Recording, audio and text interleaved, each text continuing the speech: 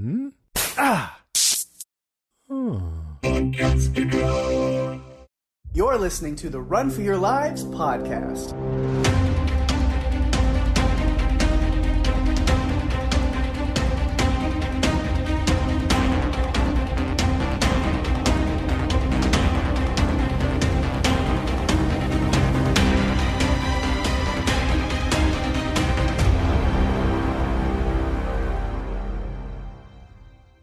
Hey everyone, welcome to the show. I'm Daphne.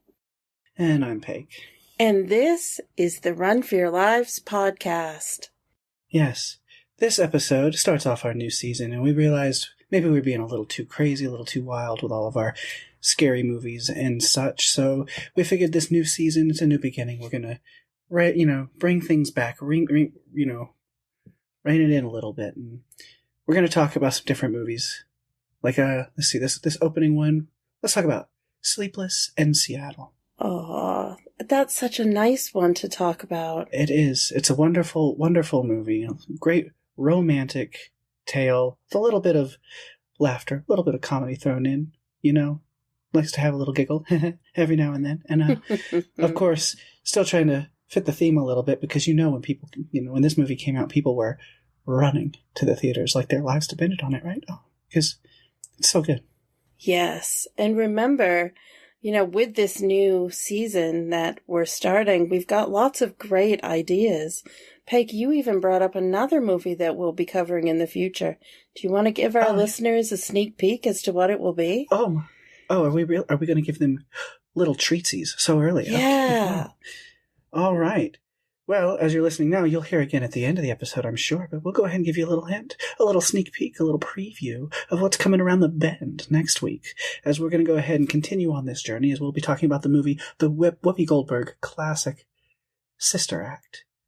Of course, everybody loves that movie. Again, song, dance, humor, comedy, all kinds of great things in there, and still following within the theme, because them nuns be running. So you can tell that we put a lot of thought and effort into this new season and bringing you the very best discussion that we can on these films. You guys didn't really think that we were going to go down that route, did you? No. Instead, we're going all the way around. It's like a monster truck rally. Friday.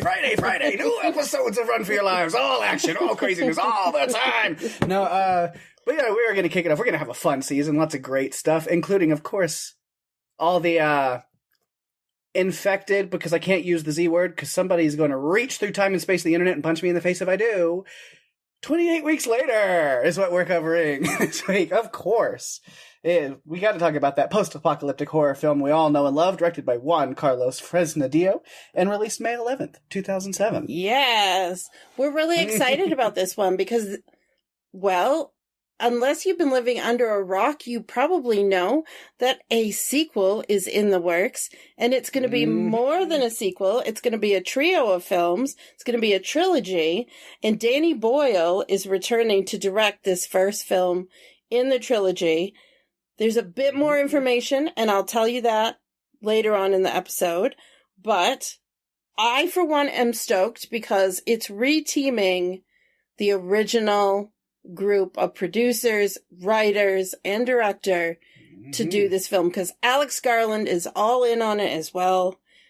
Yes. So excited to have them reunite and put this together, because Danny Boyle came back after doing Trainspotting and did a sequel, and I didn't expect much out of it, because let's be honest, sequels they just don't always live up to what the original film is. That movie surprised me, and I just think Danny Boyle is able to carry it off, especially when Alex Garland is involved as well. Yeah. The Dream Team co-writers that brought us 28 Days, which we did cover like 2 seasons ago now, hasn't it been? Yeah, it's been a while. So it is time for us to jump back in here, even though, yes, Boyle and Garland had really not anything to do with this one so much. But that's okay. It's still a great movie. I'm still excited to talk about it. A lot of fun stuff in this one. Me too. I think it's going to be tons of fun to talk about. It's got a different feel, and I think it's okay. I definitely have opinions on certain things that are in it. It's one I've seen a bunch of times. So I'm super excited for us to break this one down. Super excited that we're in a new season.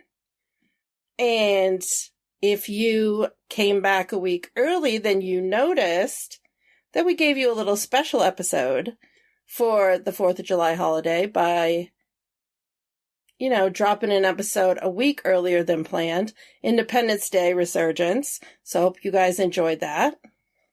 Yeah, so I guess technically that was the first episode of the season, but holiday special, so it doesn't really count. So we're all just going to collectively just decide and believe that this is the opener for the season, because it's much better to say, as much as Resurgence, fine movie, great movie. We had lots of good stuff to say about it, but 28 weeks later is a kickoff episode of a season. Yes, I've never heard of one. It definitely is. It definitely is. And we tossed around a couple of different movies.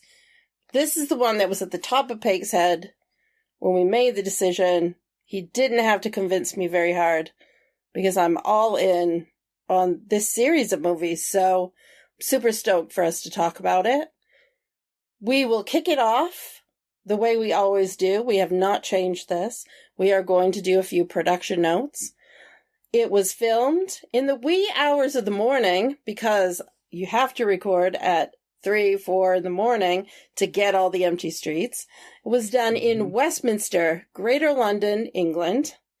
And that includes the Trafalgar Square, Millennium Bridge, Charing Cross Underground Railway Station, all in the UK, in England. So anyone who's been to any of those places, they must have looked familiar.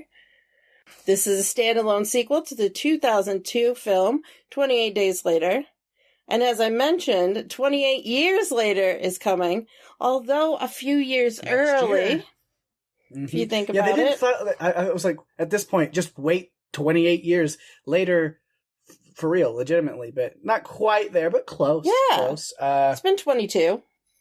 That's okay, but we'll get that in 2025, so we'll get that next year. They're just skipping over months. Months is just not a thing we're doing, I guess, which, okay. There had been talks about doing months, and they had some ideas, but it never materialized. But I will say Danny Boyle's been talking about this for a while, because him, Cillian Murphy, and Alex Garland have, over the years, mentioned they wanted to do something. They wanted to return to this series. So we are getting it. I'm super excited, and we will talk about it a little bit later. So Juan Carlos Fresnadillo co-wrote the script with Rowan Joffe, Ia Levine, and Jesus Olmo. The budget for this film is $15 million, and it grossed $65.8 million at the box office. It's 99 minutes long. Pake, as you do every time, bring us a synopsis of your choice.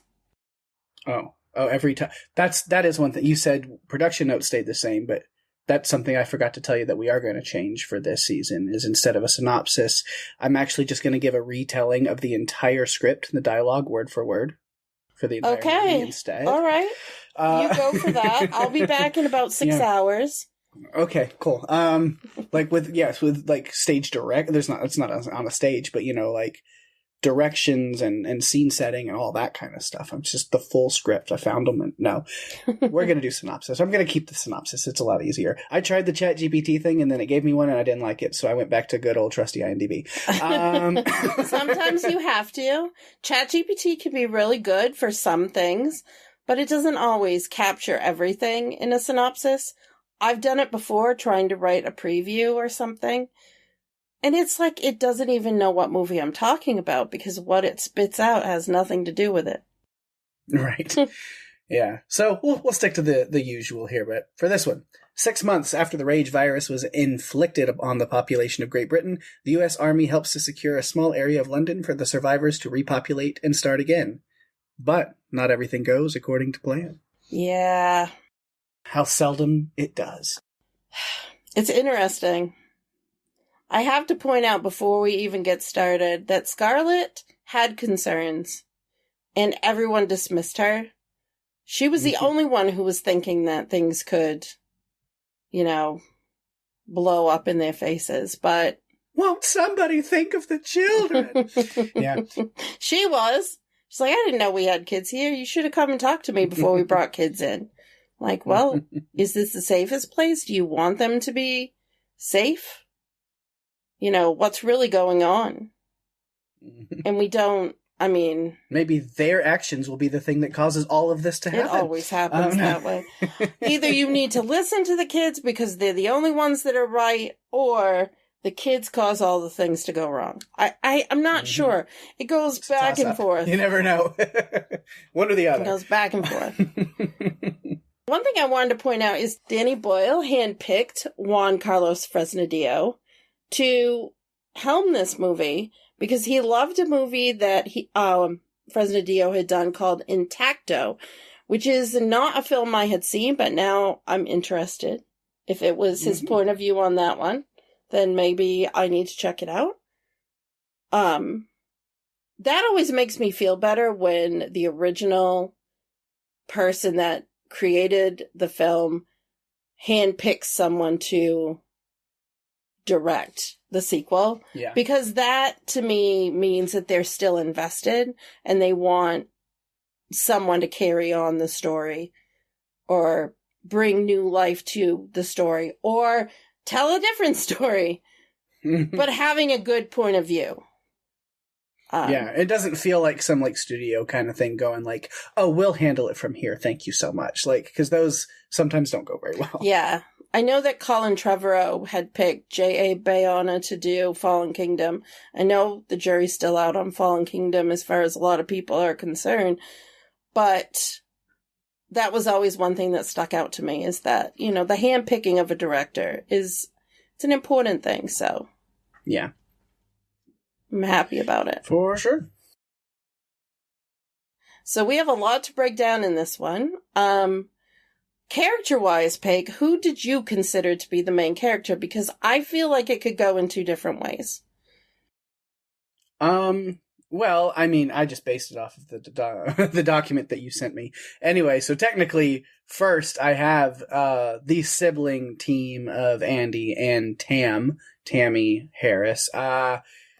They do kind of cover a lot of stuff. They're the focal point of a group most of the time in the movie, yes. So that definitely makes sense. But it was kind of cool that we had separate main characters that had their own stories, their own personal things that overlapped. Even consider their father, Don, even though he spends half the movie infected, he still kind of has his own character arc even after that. And of course, Scarlett with a lot of her scientific, findings and wanting, kind of giving herself a mission that she ties Doyle into in that mission. Because we have Doyle's own going from military service kind of guy to questioning maybe this is a little fucked up to becoming a hero in his own right and having his own arc. So I think this script does a really good job of taking separate stories and interweaving them perfectly. I thought so too.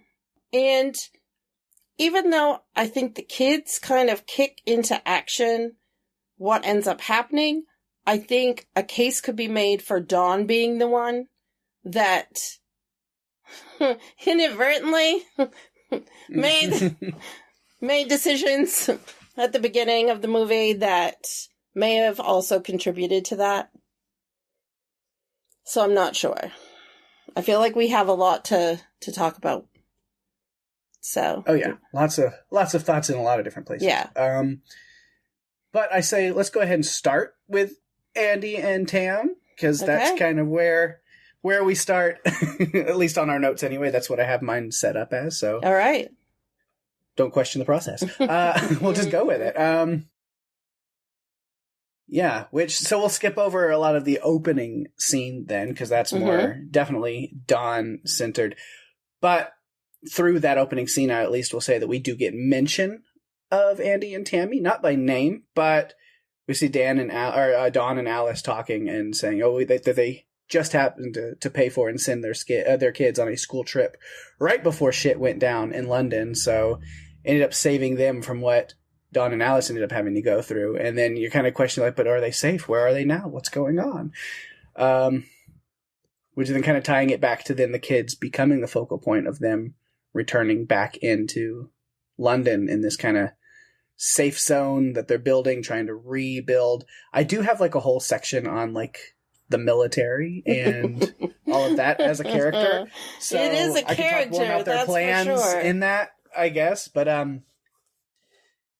yeah, as we see the kids coming back into London, trying to get resituated, and they were trying to rebuild not just, the city, but it as a population and as a community and a place where people can come back and live and try to continue normal life there. Of course, they're still cleaning up most of London. They've got they're zoned off, and they've really got like this like one zone that's clean and ready for people.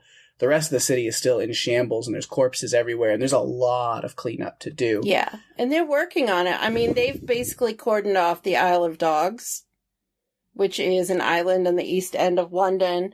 It's surrounded on 3 sides by the River Thames. They're able to control access in and out, and that helps them to keep it as a safe zone. The kids are come in, they have to go through just like the basic testing, make sure they're not infected, they're clean, everything's good, clean bill of health, get you back into the city.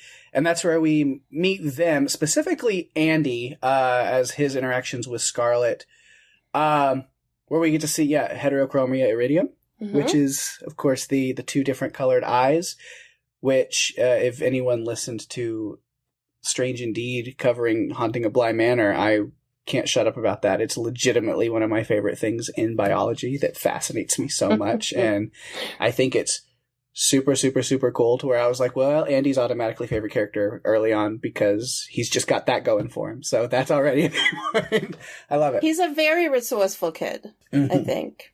So. Yeah. Which then looking at those characters there, acting wise, Macintosh Muggleton, what a delightfully British name. Yes. Who played Andy. And I wondered if he did anything else after this, and turns out no. This is his only acting credit at all that he ever did as a kid. And the only other credit he had on IMDb was apparently he wrote and directed a short film in 2016. That there was like no information on really other than that. So wow. Well, he might be one of those kids that comes back to acting later. Or he may just decide that, okay, I've done one and that's enough. I don't ever want to do this again. Yeah, knows what he's up to now, but whatever it is, I hope it's good, good to go. However, on the other side of that, Tammy, Andy's sister, the wonderful Imogen Poots, who definitely not the same story, has gone on to do way more stuff, seen her in several different things all over the place, including most recently a major role on the Amazon Prime series Outer Range that I really, really love, and way more people need to be watching because it's so good. Have you seen Green Room? I still haven't. It's on my list. It's one of those that you're just going to have to make it an episode one day just so I end up having to finally get around to watching it. Whether it really fits, but I say it fits, Pake, and we'll do it because you need to see it. Yeah. You absolutely need to. Anton Yelkin, Patrick Stewart. Like, it's just got a cast, it's just amazing. It's a great, it's a fantastic film. I mean, we're definitely going to cover it just because you need to watch it. And sometimes that's what dictates what we're going to cover. Yeah. But yeah, the kids come back into London. They're reunited with their father, which we kind of, I said, we learned that, that's Don's kids that he mentioned in the opening. But I've seen this movie so many times that like, it doesn't throw me for a loop anymore. So I wonder, it's been so long since my first watch that I'm like, would people be surprised by that if this was their first time watching this? I don't know. Maybe not. I don't know. I didn't even notice the many times I've seen this that they mentioned that the kids were on a school trip. Mm-hmm. I just thought that they got separated from them somehow. Uh-huh. And now I know. But we also kind of find out that most of this is kind of confined to the UK at this point. Yeah, well, I mean, it seems to, because when we covered 28 Days, and we talked about, like, when, I think it is when, again, say, Rick, that's not his name. That's a whole different zombie storyline that starts in the exact same way in a different universe. So many universes. So little time. Right. I don't know why I just blanked on Cillian Murphy's character's name, but Jim, yes, it's another one of those. Just like there's an real simple. Yeah. I think was it him when he's laying on his back out there by the military area, and the plane flies overhead, and he's talking to the other guys at some time where they're talking about what if this is just in Britain, just in the UK, and other countries in the world are fine, and that does seem to be the case. What happened Yeah. is they quarantined off the entirety of Great Britain and let things just run its course and got people out that they could, it seems. But for the most part, it was like, just let it burn out and then we'll open it back up. And then the United States was in charge of this whole operation. So it does seem to be the case. That's a whole other can of worms. The United States was in charge of maintaining everything. You know, bringing a sense of order back to things. Reverse colonialism. Yeah. No. It's interesting because basically most of the Zeds, I already said it. I feel like we're going to this is going to be like the kill count and they're going to ding up in the corner. God. It's tough. The 28 Days was easier. Yeah. Because I know, again, we give Ben a hard time. But like, yeah, I mean, I agree with him that, yeah, they're not zombies. It's infected. They can be killed in any number of ways. Like, it's not like, and they're not eating people. It's just rage. They're rage infected. It's a virus. It's kind of more close to mayhem in that way. Mm-hmm. But, you know, not to start a complete war of pandemonium, but I will say the way that this movie is directed and with the things that we see, the infected in this film are much, much more zombie-like in appearance and behavior. Yeah. Where they're just leaving bites on people and they're kind of like shambling across fields and like when they're not actively chasing somebody, they're just kind of shambling in hordes. I don't know if it was just the director here with Fresnadillo's like idea, but like they are very much more zombie-like. I will say that word here. Yeah. That, like, if you didn't see 28 Days Later and didn't know the origins of the rage virus and you just saw these infected in this movie, you'd be like, oh, yeah, zombies. You would not think they were any There's different. nothing to really differentiate them in this They're movie. very much like the Dawn of the Dead zombies. Mm-hmm. Not the original, but 2004. And this actually came out before Dawn, the new Dawn. We learned they basically have run out of food. All of the infected are dying off. So they believe they're coming in. It's going to be an easy thing to do. They just follow the rules. They keep things cleaned up. Everyone stays where they're supposed to. No one gets infected because there are no more infected. Yeah, that's a beautiful fever dream that they live in. But yeah, as the kids come in, they meet back up with their dad. They've kind of got their digs, and he's saying that, you know, we're going to move into a new house, and they're wondering about their old house, and it's outside of the safety zone. We're just, you know, that we're never going back there. Even if I wanted to, I couldn't anyway. But that's where we see Andy talking with his sister, and he's feeling really sad that he has nothing to remember his mom by, not even a photo or anything. So that's where we get this classic kids in a horror movie making dumb decisions moment where Andy and Tammy sneak out of the safe zone to go back to their old house so that they can find a photo or something for Andy to have something to hold on to. Because at this point, they believe their mother is dead. That's what their father has told them, is that she died. So. Yeah. Luckily, Doyle did clock those 2 stray puppies on their way out, so at least got that. Not a lot gets by Doyle.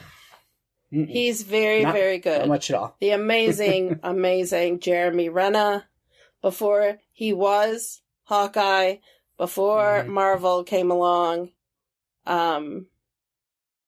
he's our Doyle in this movie. Well, I've got some stuff to say about him when we get there, for sure.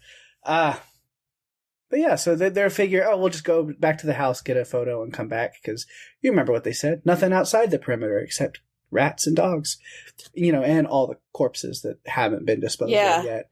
And a swan, and those might be even more mean. But you know what was worse of all? The cockroaches. Mm-hmm. They seemed to scare the hell out of Tam when she was trying to get the keys to the scooter. Yeah, they're headed back to the house. We got some more really cool empty London shots that were very reminiscent of the first movie, that I know that was definitely the inspiration and idea there, was to kind of play off of that. Get back to the house, and immediately we have the picture off of the fridge. It's a really cute picture, and then Andy's happy about that, so I liked that. And then we just see a little bit of them going through some old stuff and looking around. Tammy's a NoFX fan. Andy's got his box of Vans. I'm like, man, I like these kids. They're right up. Well, I mean, they're there, so they might as well stock up on a few personal things, because they basically don't have anything.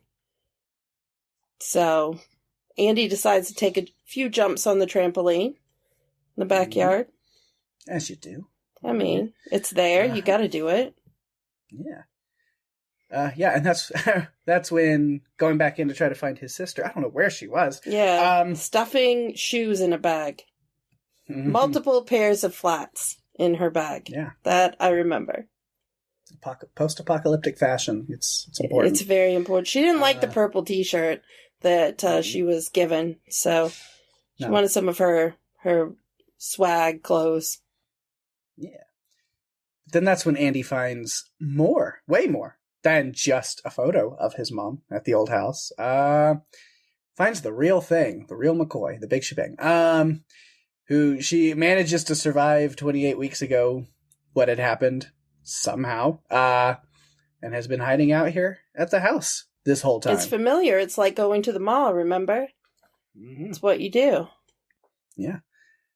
We see immediately, she's disheveled for sure if she's been hiding out in this attic for 6 months or whatever.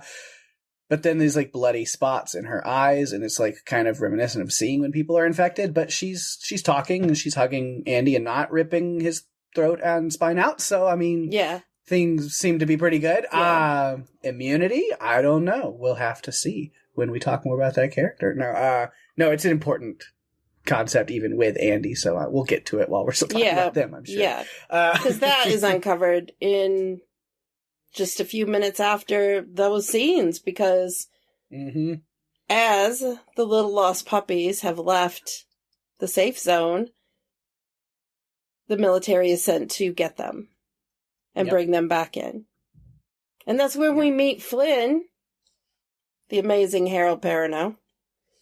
Friend of Podcastica. Yes. Technically. He's been on a Podcastica podcast. He has. We can say, technically, he's been on the network. He has. He's sort of a fan, yes. a friend of the I know, and the network in some way. And the cool thing is, the junkets are coming up again. From's coming back. So, yes. Have to see if Alex and Lizzie can get him back on the What Is From podcast for another little interview, because they got him last time for last season. It was awesome. He also recorded a little video for them on their 50th episode, I think. Yeah. They're doing some cool things over there with the interviews and just different things that they pull together, and they work really hard to bring that to life all the time. So they're really dedicated. But we do get to meet Flynn, who is a good friend of Doyle's, and they're taken back to the safe zone. Mm-hmm. Which made me think, I was like, does he not remember them? Does he not recognize them at the end of the movie versus when he pulled them out of the house? Because then later on, he's talking to Doyle, like, who the fuck are these people? And it's like, you don't recognize the one preteen in all of London, apparently? Yeah. Like, you've met him before. Scarlett said that he told Andy he was the youngest in the safe zone. So it's like, yeah. You've seen this kid before. Come on, tell me that you don't. Is this selective amnesia that you have? Right. Just thought of that. It's like, wait, you did see him there. They like made really strong connected eye contact for a little bit. Why is he not remembering? Sometimes these things just come up in the conversation. And you're just like, wait a minute. Yeah. It's funny how that works out. Yeah. But then I don't have a lot to say about them for like a good chunk. Like none of my notes continue on. It's getting towards the end of the movie and a lot of things that happen. Just because, then things focus a lot more on some of the military stuff. What's going on with Scarlett? What's going on with Dawn and Alice? And her situation of she's infected, but not. I wonder if a highly amplified emotional state brings out the infected piece of her, or that side of her.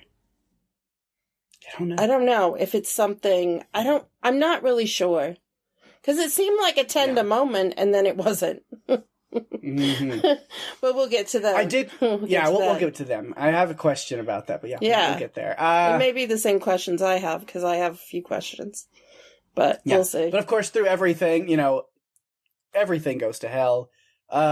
Thanks to them bringing their mom back, and a series of unfortunate events. The rage virus is now spreading quickly, and everything's just gone haywire, completely foobar. And now we have the military just shooting aimlessly at everybody, and we've got to get to safety. Andy, luckily, does kind of find himself in this warehouse with some other people. Doyle clocks him going in there. Doyle's just really good at clocking this kid through the scope at different times. Just always keeping an eye on him, knowing what he's doing. I don't know why, but it's with Andy. It's like he's clocked in. Yeah.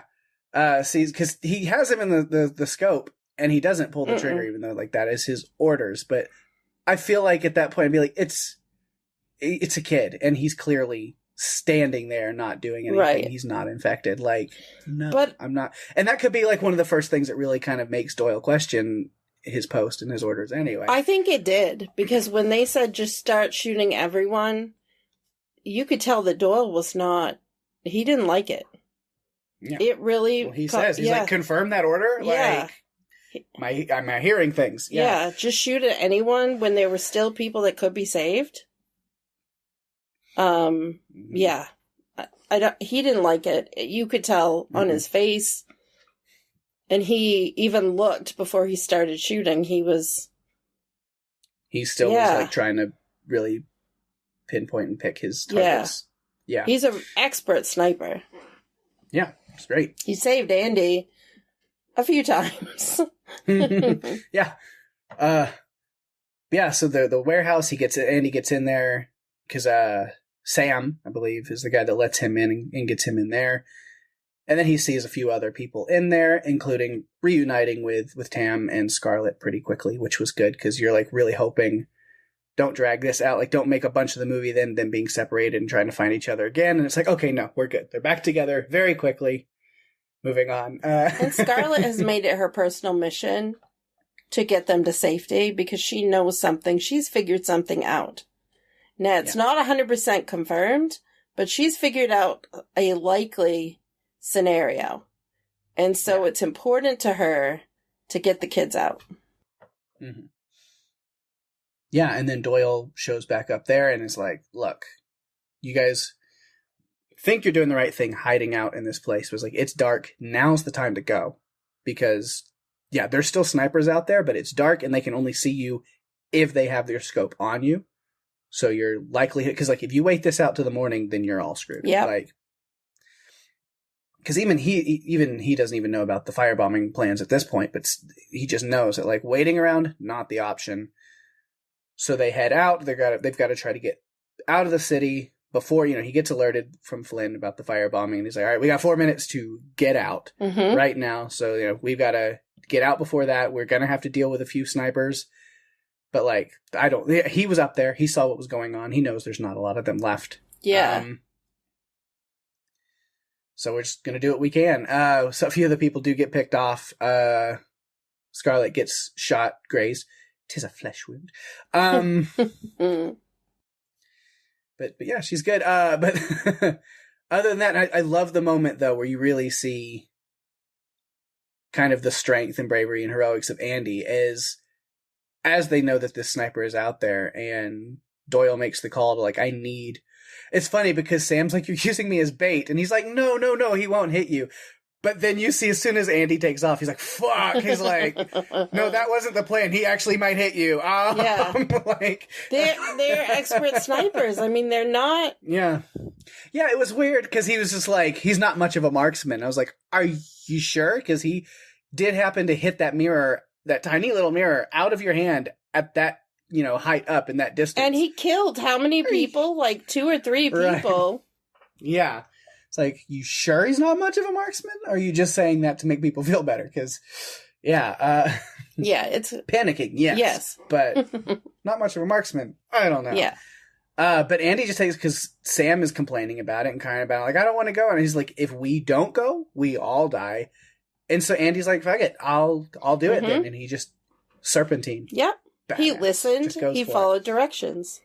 Mm-hmm. Which kids can do if you are clear with them.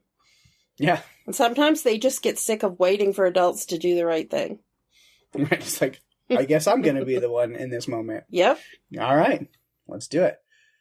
And yeah, I'm skipping over a lot of things, but there's just a lot of other story. But when we're focusing on the kids, of course, like them getting out, they're kind of at the park there with everybody waiting on Flynn. And they have a little bit, just a tiny moment to, like, sit and talk and relax. And, Andy and Tammy had this plan of, like, well, no matter what happens, we stick together from this point on. I'm not losing, we've not losing you. We've lost a lot, because they have really been on quite the emotional roller coaster of parents, no parents, one parent, 2 parents, no parents again. It's a lot. Yeah. They're very close. You can tell that they have, I don't know what it was like for them before this happened, but you can tell now, given everything they've been through, that they are incredibly close and rely on each other a lot. Yeah. And I wondered if Scarlet would have ever said anything to Andy about what she had found, which is, we'll talk about it. I mean, talked about the heterochromia with his eyes. And he says, I mean, it's genetic, and he got that from his mom. And so when they bring Alice back and realize that she is infected, but yet she's immune to the symptoms, she's still a carrier, she can pass them on, but she isn't enraged. She's not going to actually hurt anybody on purpose. She kind of questions, like, well, if that genetic trait carried on in the eyes, then maybe this, like, semi-immunity to the rage virus is also genetically passed on to him, and he could be the answer for something. And I guess that she never talked to him about that, though, because, at the end, he runs back into dear old dad one more time, and, I mean, gets taken down, gets bitten, and then after Tammy dispatches of Rage Dawn, Andy gets up, and he immediately just runs away from her into the tunnels to get away from his sister for her own safety. And then he collapses, of course, but, as he turns, but not completely. But not completely. Again, as we see, he's infected like his mother was, but not actually symptomatic.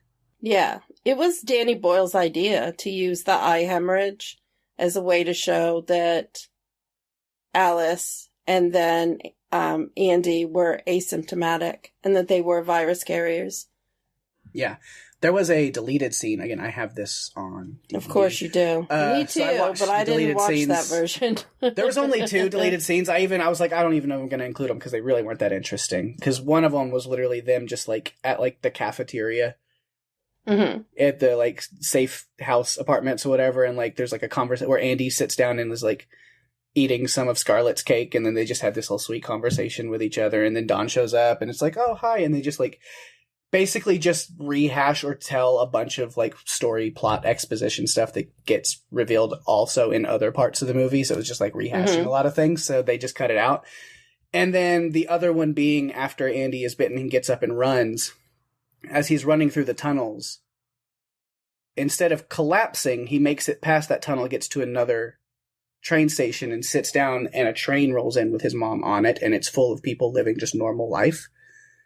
And he gets up and gets on the train and runs to her, and, like, they have this embrace, like, oh, him and his mom are back together again, and then you see Tam walk up to him, and he's passed out, like, it's all a dream, and, like... Yeah.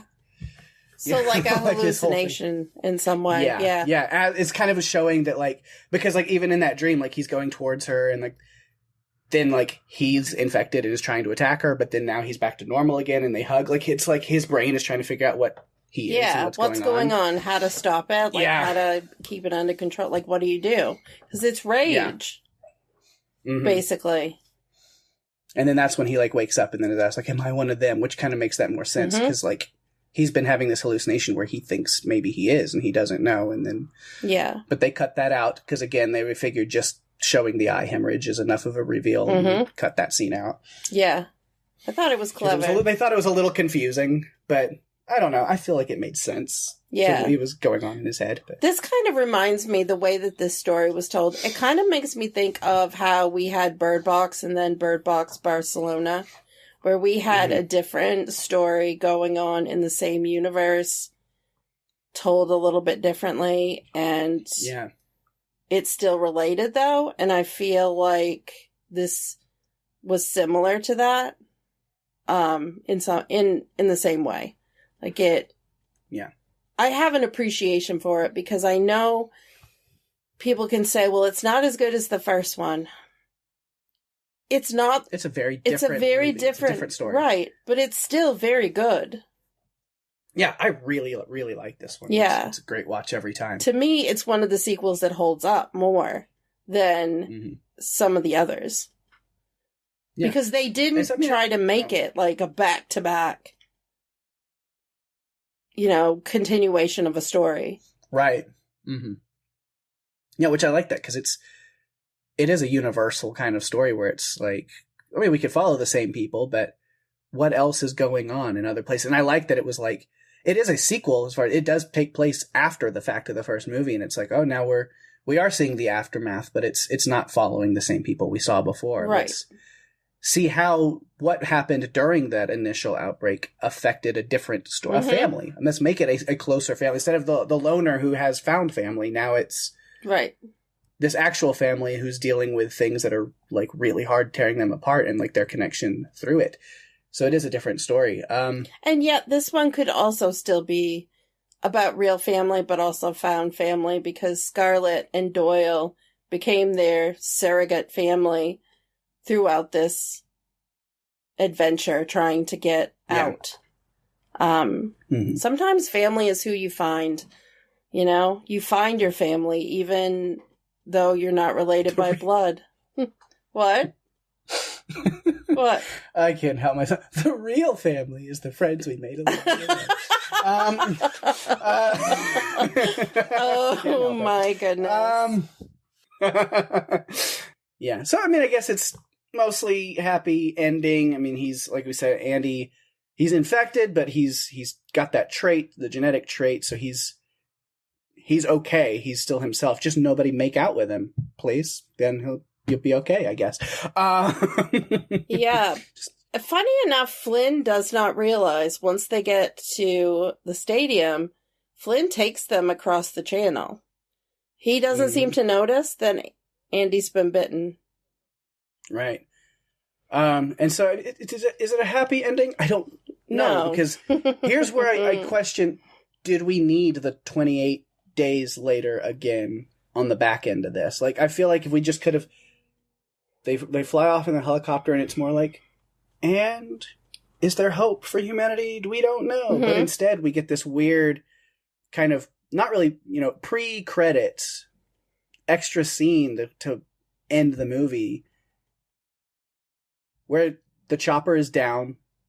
We don't know if anybody is alive, dead. We don't know what's going on. And the infected are running rampant through Paris. And it's just like, oh, so maybe not such a happy ending. You know, it's like, no. What about Andy and all these possible like answers and solutions that are in his blood? And we may never know at all. No. Like, I mean, did Andy infect them all? Right. Because he could have been the source of the infection. Yeah, I mean, they touched down for some gas to refuel in France, and Andy found this like cute French girl and decided, well, while in France, you do as they do, and then it just bam, there we go. And then it's over. Why'd you have to do it? No, but I don't know. As I said, the next installment is finally coming next year. We talked about that. Maybe we get a mention to Andy Harris in that movie, or maybe not. Maybe he just died off screen at the end of this and it was all for nothing. We'll see what happens next. I don't know, because there's going to be a trilogy of movies. They want to do the first two. They want to film them back to back. And the cast so far is pretty great. So they've got Aaron Taylor Johnson, Jodie Comer, Ray Fiennes, Jack O'Connell, and Cillian Murphy. The fact that Cillian Murphy is coming back is incredible. He's wanted to this whole time. Yeah, but just like, especially after the things that he's been doing recently, you might say it's kind of a bombshell. It is. They managed to get him back after that because he's in high demand, Oscar winner. He's wanted to do it from the beginning. He wants to do it if Boyle and Garland are involved. Mm-hmm. He's going to be a producer on it as well. They've started filming as of May 7th. Yeah, it's on track. There's not anything really released about it, which is good. I don't want to know anything. Yeah. You know me. I'm not going to watch any of the I trailers know you're once not. they exist. I'm just going to go in opening night and watch it and be amazed. Yeah, Aaron Taylor Johnson, I'm excited. I like him a lot. Yeah. So I probably won't see Craven, but no, that's just because that whole Sony Marvel verse is just not good. Yeah, it's not my anyway, it's not my Marvel, so I'm not. I don't know, but no. I mean, Aaron Taylor Johnson, I love. I mean, Godzilla, he was so great. We had a lot to say in the 2014 Godzilla with him. Of course, he was in the good Marvel very quickly. In two ways. Quicksilver. We hardly knew you. Yeah, but that was fun. And of course, I mean, he's kick-ass. So yeah, I haven't watched those movies in a long time. I need to revisit those. I know, they're so fun. Little Chloe Grace Moretz, and she was a little badass in those movies. Yeah. I mean, hit girl, so good. Yeah. I think that's a great idea. They don't fit our genre, but I just need to go back and watch them sometime. They're so good. I mean, I do watch movies sometimes that don't fit in our genre. Sometimes, you know. Also, Imogen Poots has expressed interest in coming back and playing Tammy. So maybe we'll see her. But I did go through and double checked like some different things because I wanted to make sure that I wasn't saying something that wasn't correct. Because there's a lot of like stuff that is put out there that's not. There's fake posters that they're not real. So I went and actually looked, Variety and Hollywood Reporter, and I looked at websites that are pretty reputable when it comes to this type of information, and it's correct. So they've wanted to do it for a while. It's been talked about. No, they don't have titles for anything other than 28 years. Because, I'm wondering, do they do one of them as a prequel and go back and retroactively do months? I mean, they could. I can tell you that Anthony Don Mantle, who was the cinematographer on 28 Days, is back for this one. So it's not just, Garland and Boyle. They're pulling back in people that were involved in the beginning with this film. Yeah. And I'm so excited. me too. They were. I will tell you this before we get back on track, and I feel like we're going to have to talk about Dawn next because that is a lot of the story too. When they first started talking about this, one of the ideas they wanted to do was called 29 Days Later. They were going to use Jim, Selena, and Hannah from the first film. Then they scrapped that idea, and then they were going to do like something 28 weeks later where an SAS team, which is like a SEAL team, is sent into London to get the Queen or the Prime Minister or someone that was left behind. And then finally they figured out that they would just do, weeks after to deal with the impact that the rage has had on the location. And I think that was the right thing to do because they gave it the opportunity to be standalone. And I think that's what it needed. Yeah. Yeah. They were really, honestly, they were all really floored by the fact that this film was so successful, especially in America. And so that's why they've wanted to come back and do more, is because they know they have an audience. And so, yeah, they're back at it. So it's coming. I can't wait. Yay. That'll be fun. So let's talk about Dawn. Yeah, I've got Dawn, and then Alice even just tied into that. But yeah, we get that opening scene where they're all at this farmhouse, this cottage out here.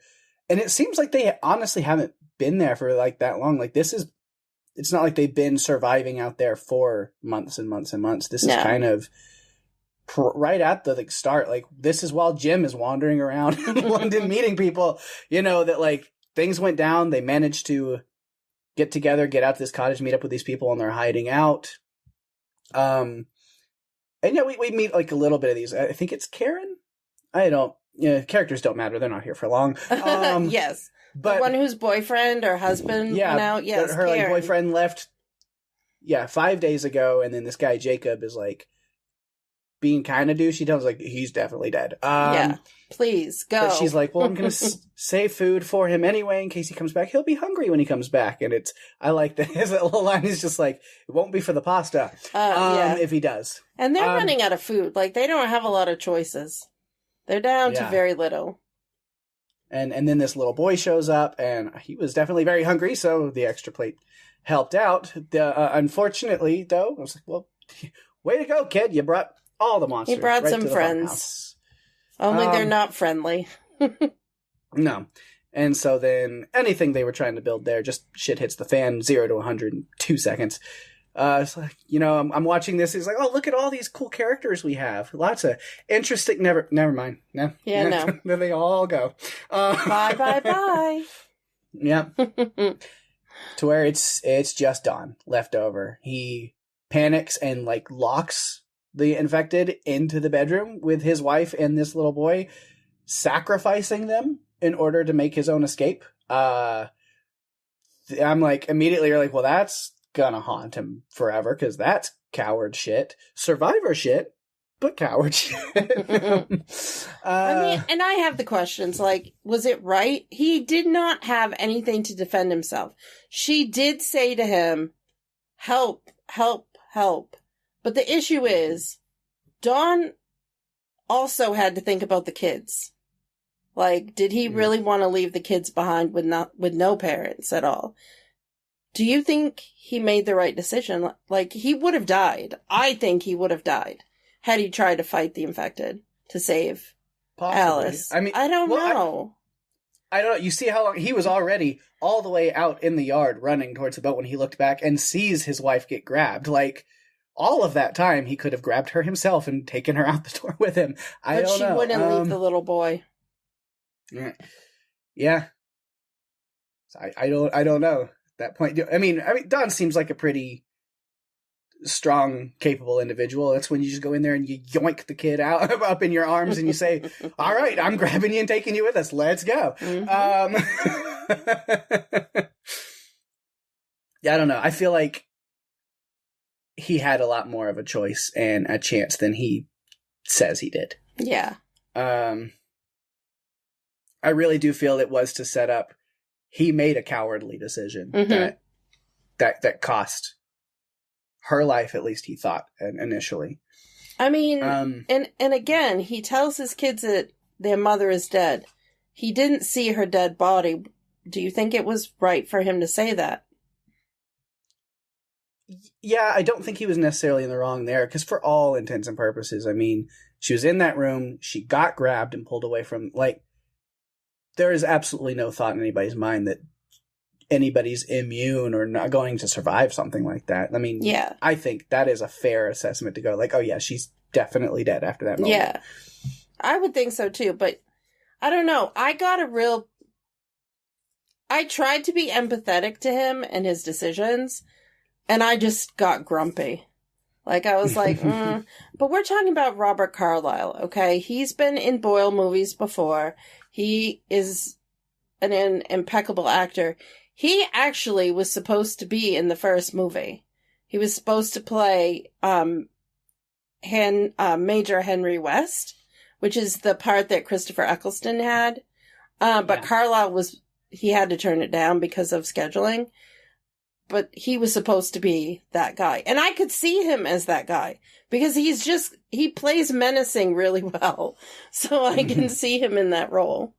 So we see that, and then he meets Jacob down at the dock after running, only to get him killed too, whether it's on purpose or not. It's still not great. Then he's all on his own. And this is, of course, all set to the iconic music, the return of John Murphy's In the House in a Heartbeat, that was used in such a great moment in 28 Days Later as well. And I'm like, that score comes back and it's just like, yes, this is a 28 movie. Like, this is what we're doing. It's back. We're back. It's one of the most impactful scores in this century, I think. Oh yeah. I legitimately, my next note on here is still to this day, easily one of my top movie score pieces ever. Yes. Ever. And they use it. Some films will use it in their trailers.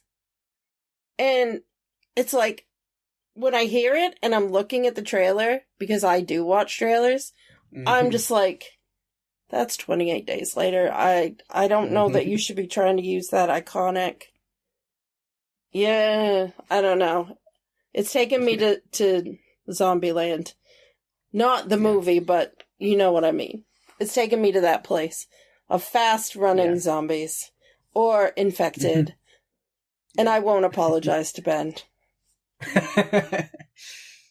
Then we've talked about, he did survive after getting away. He went into quarantine, got set up in the new reconstruction of London, gets reunited with his kids. And then they're asking about, of course, as they would, what you were there, what actually happened with Mom. And he tells them, kinda. I'm like, Dawn, that's not exactly how that went. Nope. You might have fudged some facts a little bit. Yes, he did. Okay. Yeah, and then learning that she's alive, Alice is alive again. Of course, she's definitely infected.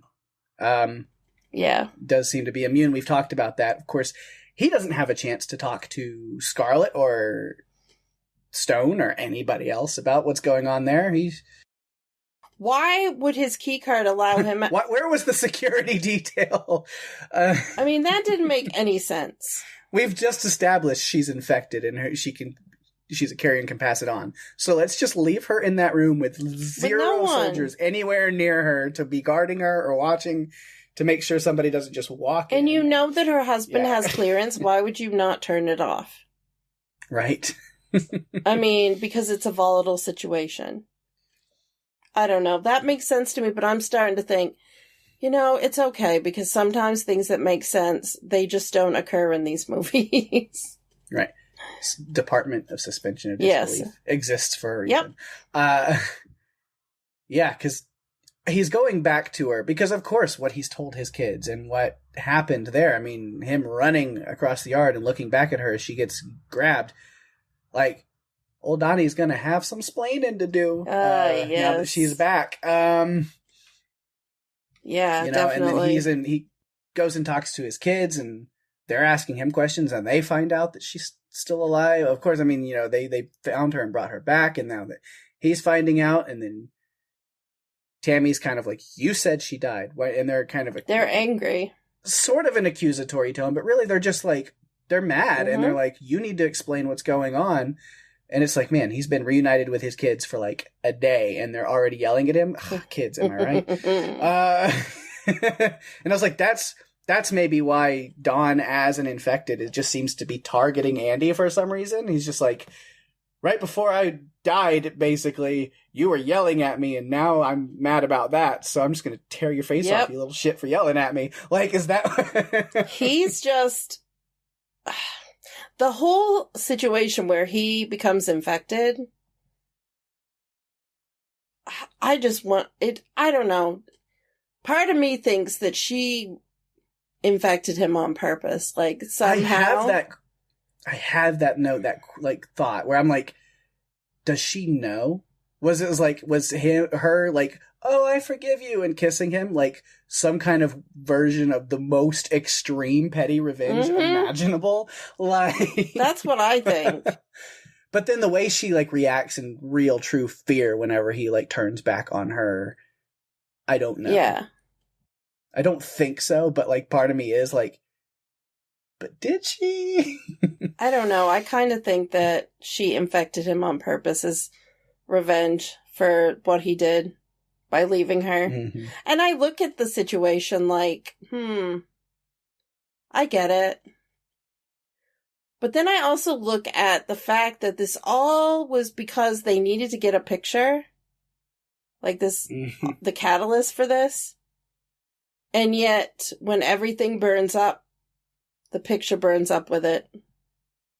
Yep. Like it because they light up the district to blow it up, and the picture is part of what gets blown up. And I'm like, so Andy still doesn't have a picture. Because it's gone. Yeah. So, yeah.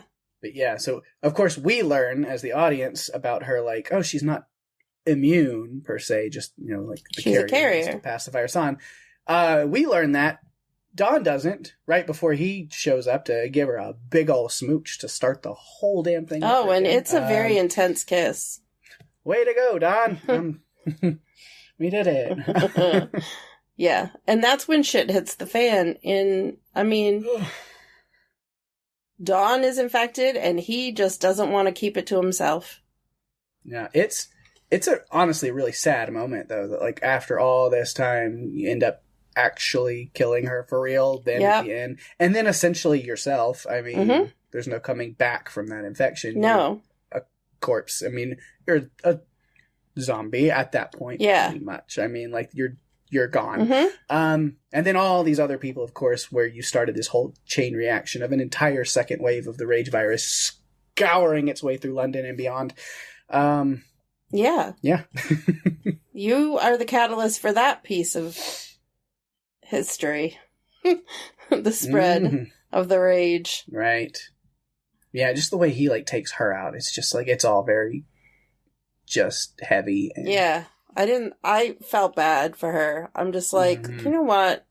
Leave her the fuck alone. You've done enough to her. To be honest. Yeah. You've done enough. Yeah. You left her to die. Takes out a few soldiers, makes his way around. Then, I don't know how, as a rage virus infected monster, he's so sneaky.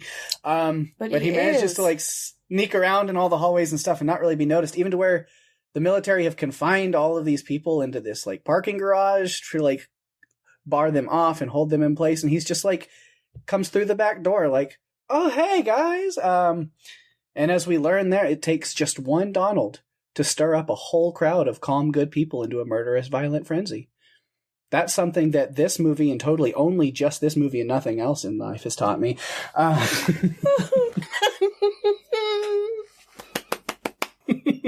Yeah, and then I guess really that's with Don after that, is he just kind of is the lurking, sneaky ninja monster, where he survives the firebombing, and he survives all of the sniping, and all again, he's just sneaking around doing his thing, trying to get his kid. Well, he did play Rumpelstiltskin on a show called Once Upon a Time. So, I don't know. Oh, that show that was written by the people who ruined Fear? Yes, them. Got it. No. But yeah, so he's just like hunting down his son for most of the movie, and then finally he does, and it's like, Andy, give your papa a big old kiss. No. And then, oops, I missed. That's your clavicle. I've never been good at intimacy or affection. It's something that your mother always complained about, so I'm sorry that I still can't do it very well here. Anyway, oh look, it's your sister. Come on, get in the ow, that hurts. Ow, stop it. And then that's kind of how it ended for him. And good night, bang. Yeah. And that is the end of Dawn. It is. Looking. So who do we have next? I've got Scarlett next. I don't have a lot to say about her that we haven't already. She's tied in a lot with just like the storyline of the immunity, whatever. So there's not a lot to talk about with her. I forgot about this cast. It's been a long time since I saw it. Great so I cast. was excited. And I like seeing her show up and I was like, freaking Rose Byrne. I was like, I forgot she's in this. Yay. It's amazing. Like a lot of those great moments. Of course, yeah, after everything goes to hell and she's trying to get the kids out with her, she's made that her mission, like immediately, like, you know, she's very protective over the kids, especially Andy. Yes. Because, yeah, they're the only kids in London right now at all, it seems. But then more importantly, because of his genetics that might hold this key to a vaccine or a cure. But no, these kids are with me. My name is Andy! And I was like, no, that your name is Scarlett. She's confused, guys. I know. Yeah. Maybe she's infected. She forgot her own name. She thinks she's Andy now. I know. She did a really good job of like trying to keep them safe as much as she could. Once they got to the subway system, night vision in a train tunnel. Bad idea. That's never gone wrong before. Totally not having just Cloverfield. Oh my god, that is my note. my note actually is, where is it? Subway vibes reminded me of Cloverfield and the whole thing with Marlena. Yep. Mm-hmm. Oh my gosh. Exactly. Yeah. I was like, yeah. Oh, this never goes badly. And if you want to listen to our discussion of Cloverfield, that was episode 2 of Run for Your Lives. Way back in the beginning. So check it out. Yeah. And then in the end, Scarlett gets 360 no scope. Oh, As in, she gets hit in the face like 360 times and then gets no more scope. She deserved better. Ever again. Scarlett deserved better. Rose Byrne is fantastic. I'm glad that we still get to talk about her in other films. Yeah, we've still got several Insidious movies we need to do. I bet we'll talk. I say several. We've got 2 more. 4 and the Red Door? I think so, yeah. Okay. Yeah. Excellent. So we got 2 more to do. We'll get to it. So that's really all I have on her, unless you've got a little bit more. Nope, that was it. We already talked about the one thing where I felt like she was disregarded when she tried to tell them. They didn't listen. Of course, they never listen to the person who's the voice of reason. It's just a common thing that goes on. So let's talk about Doyle. Yeah, and then I've got some Flynn stuff thrown in as well. I just kind of combined them, but it's mostly Doyle, which Jeremy Renner, we talked about a little bit earlier. My favorite part of this movie. I just love Jeremy Renner in general. He's great, but he's super great here, and I'm pretty sure, almost positive, confident that this was my introduction to him, was this movie. It was mine, this is the first time I ever saw him. It came out before The Hurt Locker. I feel like The Hurt Locker is what brought him to, like, mainstream attention. Yeah. And that came out, like, a year later, I think. So I still have never seen that. He was also in Assassination of Jesse James by the Coward Robert Ford, which is also a good movie. So then this would have been my introduction, to the point that I do remember when, like, Thor came out and he made his debut for the MCU as Hawkeye, and I literally went, oh my god, it's the dude from 28 Weeks Later. That's awesome. Like, that was where My Jeremy Renner story is this. It has nothing to do with movies. It has to do with being at trivia. And the answer to a question was Jeremy Renner. And I said Jeremy Renner. And Duncan wrote it down as Jeremy Rennah. Not Renner. He should be able to speak Mainer. He can, but this is the situation. And so it's an inside joke now all the time. It's Jeremy Renner. Renner. Yeah.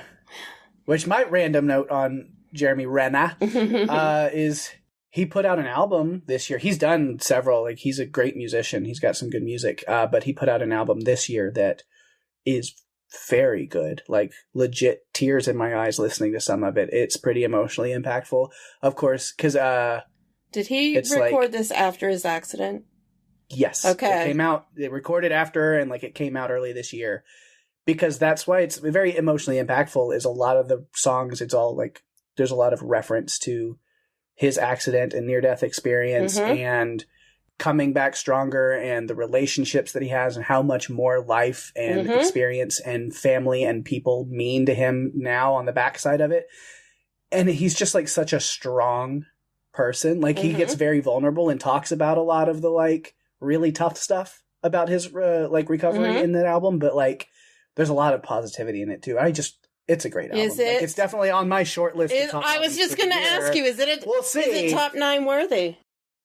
We'll have to see come New Year's and see. It's up against a lot of heavy hitters this year. But, it definitely is, but it's on the short list already. I'm going to have to give it a listen because I like what he's done in the past.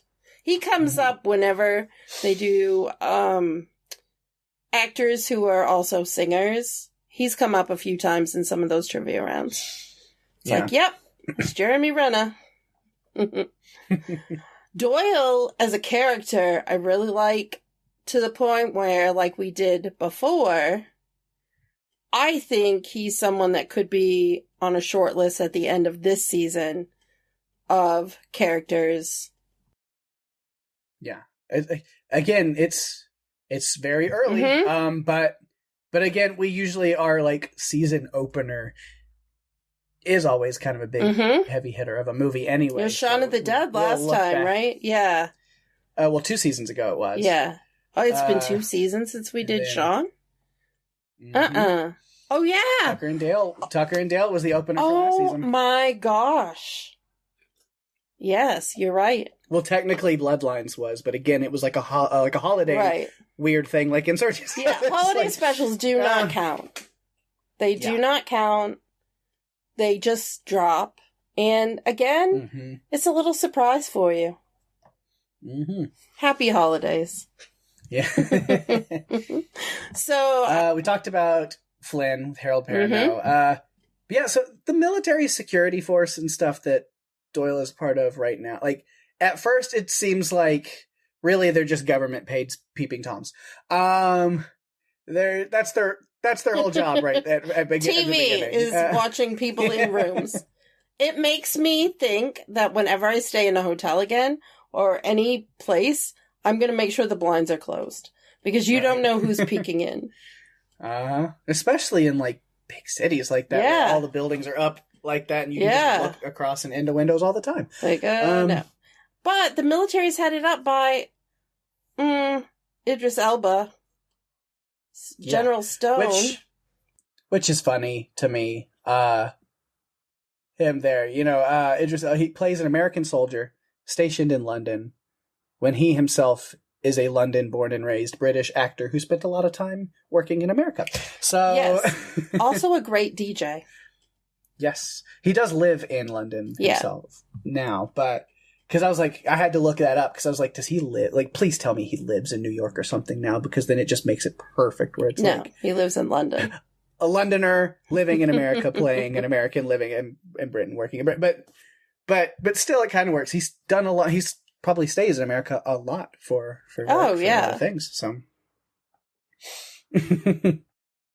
he goes where the work is. He's on a great TV series, which you should add to your list of TV series, of which you have 150 million. He's on a series called Luther. It's a detective show, but it's very gritty, and it's not black and white. Like, it's not, there's a lot of gray area with it. It's really, really well done. Yeah. I need to revisit He's on it. The Wire, too, wasn't he? Stringer Bell. Yeah, because I get The Wire is one of those shows I've never watched, but, like, it's always on that, like, the list in the back of my head. Like, eventually I need to, because there's so many incredible actors who are on that show. Oh my and gosh. I heard so many good things, and it's like, eventually. Take it one season at a time, because even though they're connected, the storyline for each season tackles a different part of a Baltimore culture. Mm-hmm. And so if you can only watch, get through one season at a time, it's okay, because they're specific. It's such a, it's so amazing. Did you finish 6 Feet Under? No, I still need to. I got into season 2 and then dropped off, and I haven't been back on it in a long time. Well, you've been watching some other stuff. Yeah, I need to get back to it. There's just so many things with shows coming back that I need to watch, and then just other stuff that I'm wanting to go back and watch for the first time that's been out, and then just new stuff that I've gotten into. Like, finally got into Dropout.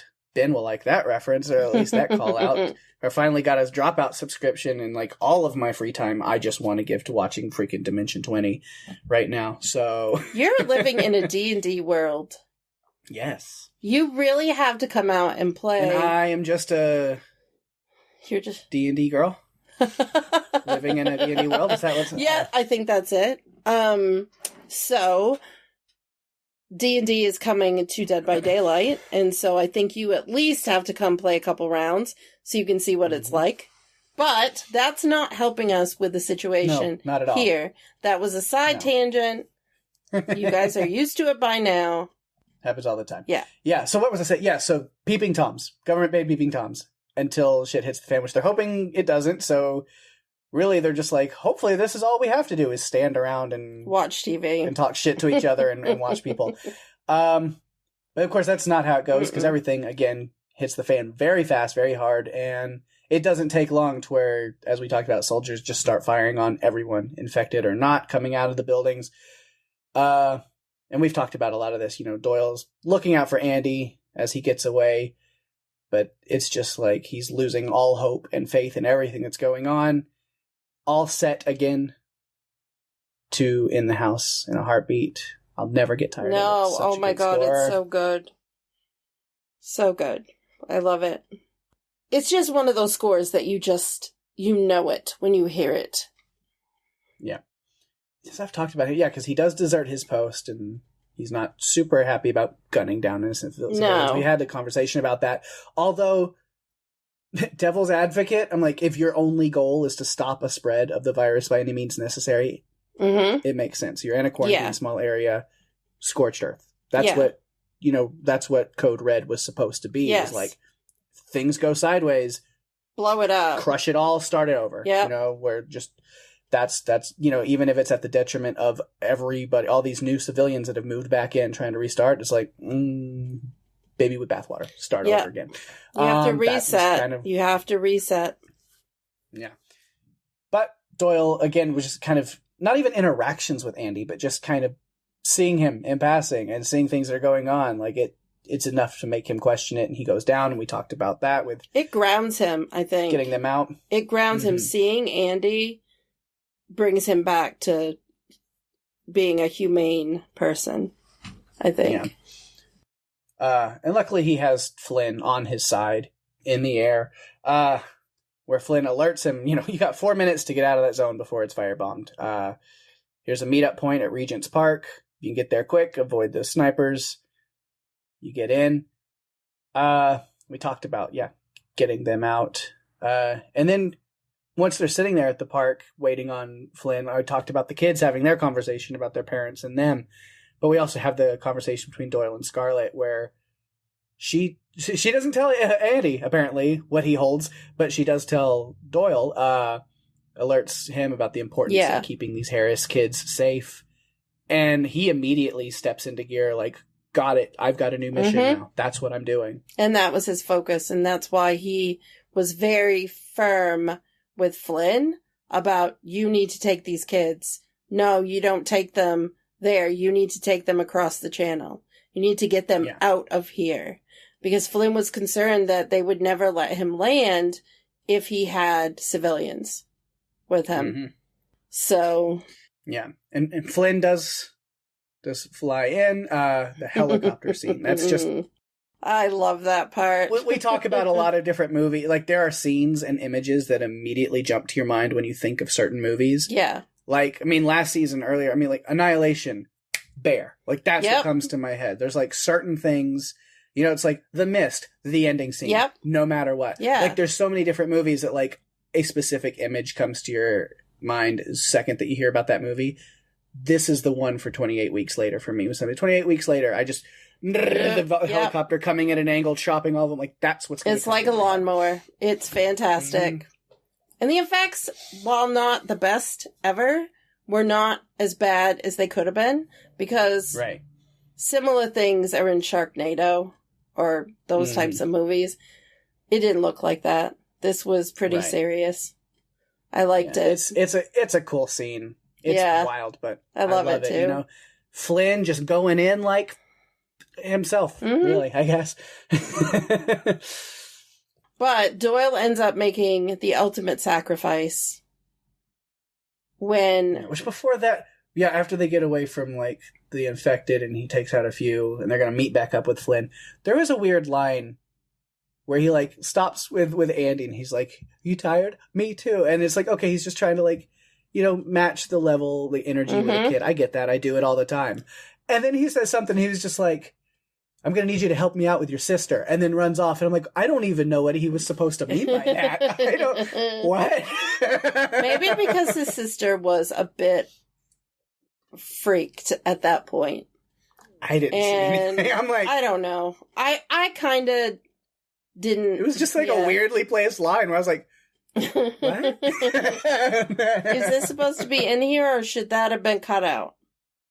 Why? And then I like literally for like 2 minutes after that, I'm like, while I'm watching, I'm like, in the back of my head, I was like, but why? What? And I was like, I mean, Scarlett got shot, and so like she's injured, is like, does he think Scarlett is his sister? No. Does he not know what's going? I'm pretty sure he knows the situation at this point, and it was just you have to let it go. Sometimes there are things that we have to let go because they just aren't important. And that's one of those things. Yeah. Let it go. Let it go. Bye-bye. Bye-bye. Oh, we're done? Got it.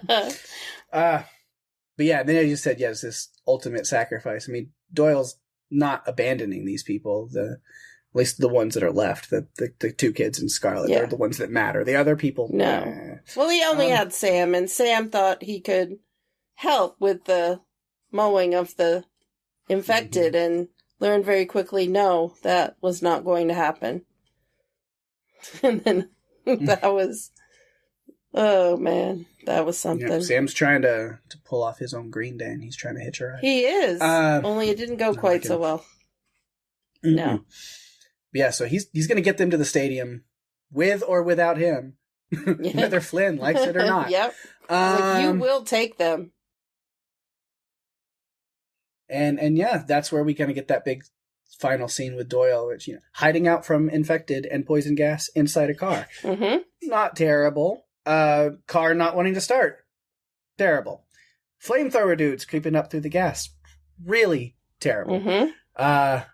Doyle getting out and pushing the car so Scarlett can pop the clutch and get the kids to safety while sacrificing himself out in a literal blaze of fire and glory. Fucking epic heroics. Yeah, that flamethrowing was pretty expert. Mm-hmm. Different than the flamethrowing I saw last weekend on something I was watching. But it was very effective. I remember watching that part and thinking, oh, no. I didn't want Doyle to die because I thought he was great. Yeah. I really wanted them all four to get out. Is what I wanted, but that's not what you get. No, you literally just get the kids at the end. And we don't know. Meeting up with Flynn. Yeah. And I did like, just out of like that random jokey, like, because it like established the friendship between Doyle and Flynn, but their conversation also just, it's good writing. They established Flynn, even at this background character of Flynn, they established him as a family person, a husband and a father early on, so that when at the end push comes to shove, he can't refuse these two kids on their own. You know that he's like a loving father. Mm-hmm. And since that's been established, you can see in his eyes go, fuck, I guess I'm doing this. Yep. Like, it makes sense. And I thought that was really he takes them. He doesn't debate it like he was earlier. And I mean, Tammy has to basically say there's no one else. It's just us.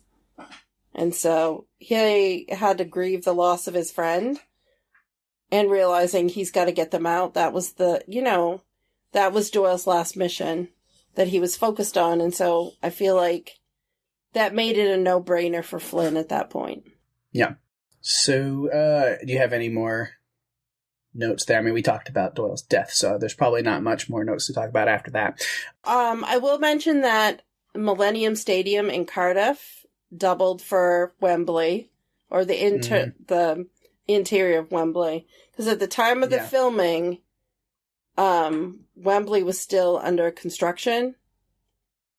Like, at the time there was some construction going on. They use visual effects to turn the seats red and make the grass look like it's not been mowed and kept up. Yeah. So the only other notes I have is just some kind of military notes. I've talked about some of them, but I thought like the opening, not like very opening of the movie, but like after the stuff with Dawn and then like, before the kids are moved in, is just kind of the things that pop up on screen, the text there. That I wrote that stuff down because I thought it was interesting. Is it kind of the timeline of what happened right after that opening scene with Dawn and Alice and everybody in that cottage. And of course, 15 days later, mainland Britain is quarantined. 28 days later, mainland Britain has been destroyed by the rage virus. We saw that in the movie of that name. But then it continues on, connecting that one and this one. 5 weeks later, the infected have died of starvation. 11 weeks later, an American-led NATO force enters London. 18 weeks later, mainland Britain is declared free of infection. 24 weeks later, reconstruction begins. And now, 28 weeks later, is where they kicked off. And it was Alex Garland's idea to use that timeline at the beginning. Mm-hmm. I like that. Which is really cool. Yeah. Yeah. And then we've talked about a lot of which is kind of what they're doing after everything happened in the first movie, which, as we mentioned, we talked about or speculated, is it just Britain that was affected? And then it seems like it has. So they're starting this process of now getting people moved back in. Tammy and Andy are part of that process with zones and cleanup. We talked about that. We talked about Idris Elba. Pretty early on, he talks about Code Red, where the way he talks about it, it's like, it sounds like if the virus does somehow return, like it's scorched earth. And then when it is, I was like, and now it's time for Code Red and not the fun Mountain Dew kind. Nope. Or the fun wrestling move. No, not that either. Nope. No fun in this one. I will say they managed to gather a huge chunk of citizens together to lock in a parking garage in a tremendously impressive amount of time. I would not sign up to go get locked in a parking garage, would you? I mean, they probably would have been better off if it wasn't for that sneaky old Ninja Don in the back hallways. It was so interesting how Andy just realized that his dad was there. He's like, he sees him and it just, Dawn was very creepy.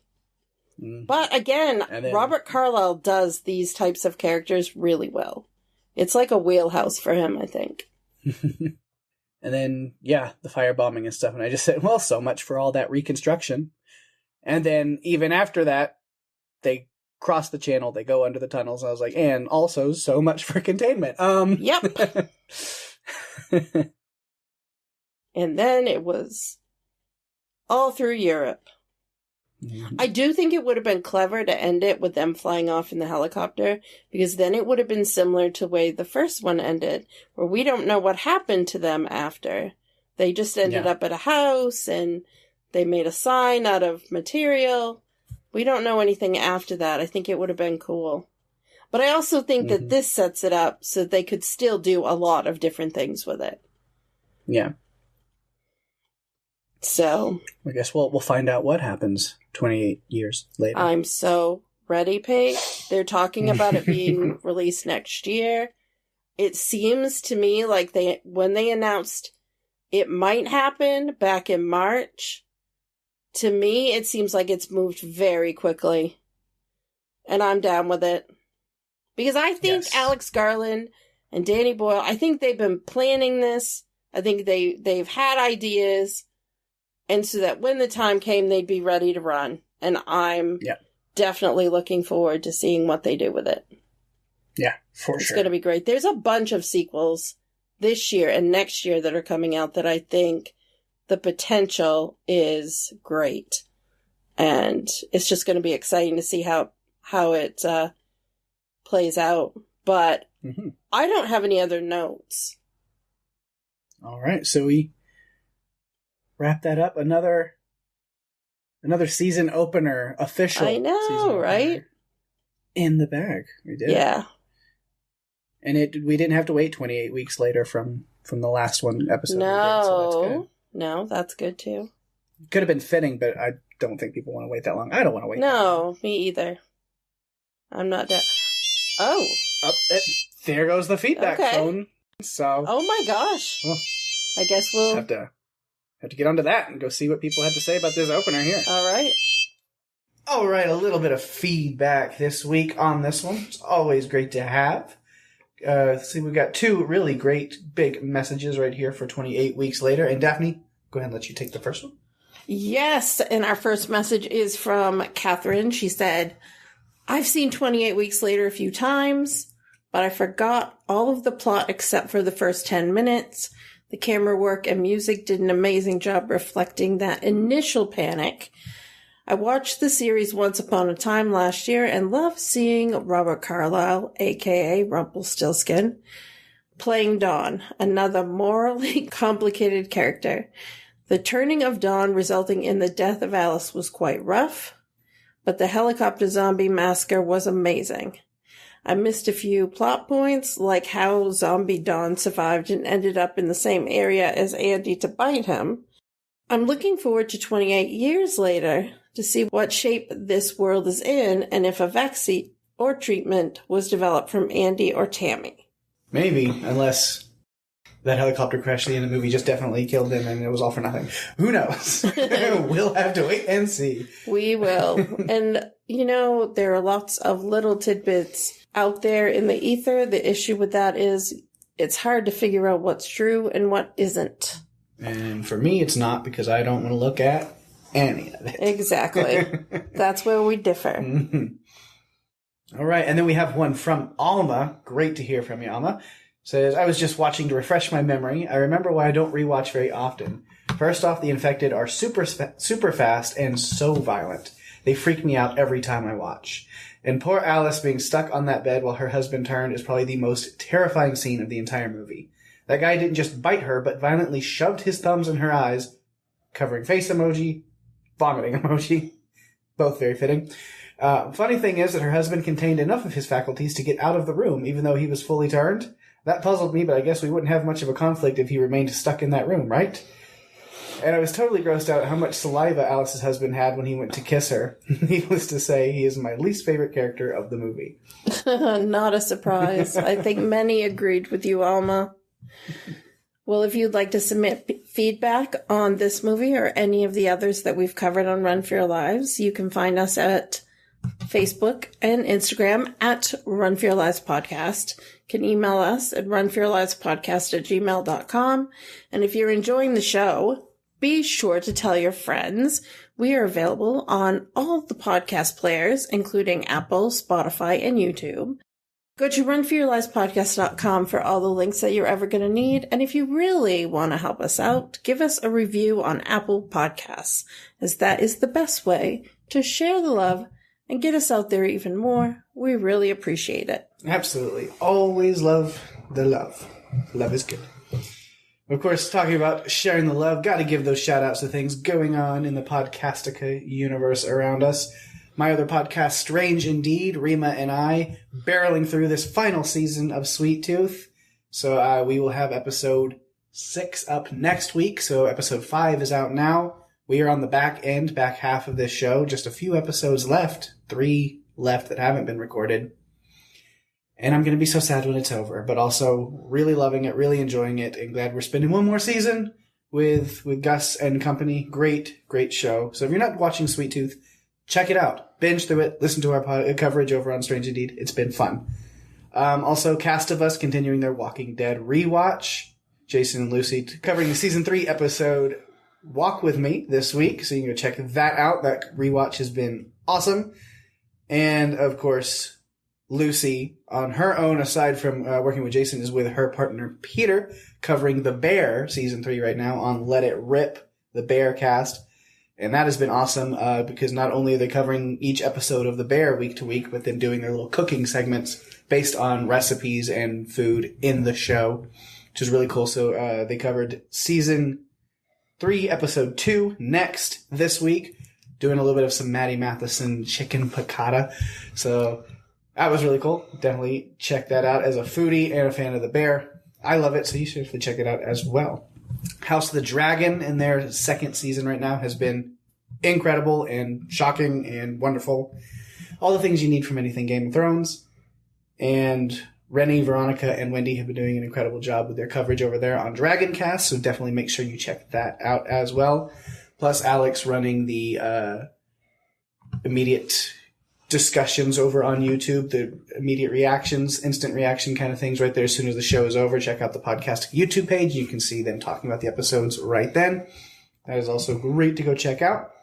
Speaking of Alex, of course, his podcast, What Is From, as they're getting ready, as season 3 of that show is filming and doing things, they're re-watching From, and they are in season 1 watching episode 7. So go check out that as a rewatch.